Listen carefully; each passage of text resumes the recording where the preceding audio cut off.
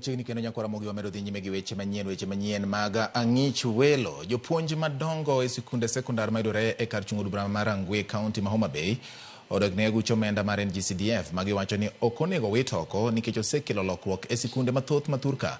Jotend sikundego kwedo ng'eto mane doho golo juma mokalo e aguluno manochuogi ataro mar chik kendo onego ruche oko. Giwacho ni chungo aguluno nyalo kelo lwar mag sikunde mathoth.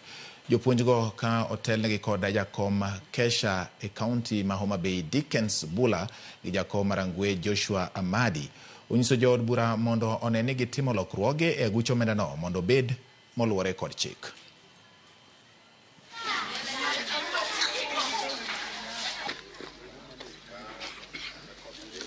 Adwa kawo thuoloni mondo akwede okang' mamalo ng'eto mar doho ni mondo CDF oketh oko.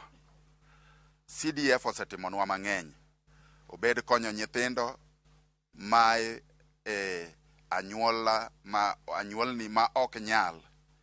Osetimonwa mang'eny nikech nitie nyithindo ma yudo konyruok mar chudo mar school fee ma higa mangima kowuok e CDF.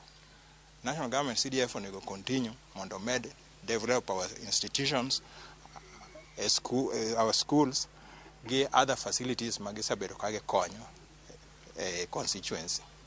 Koro gima nitie marach gi national government CDF in terms of legislation ema wabunge olosi mondo continue to serve the people as it was. Kal gimochiwono ok chopnwa, nitie kamotimo to kochop to koro CDF ni ema chope.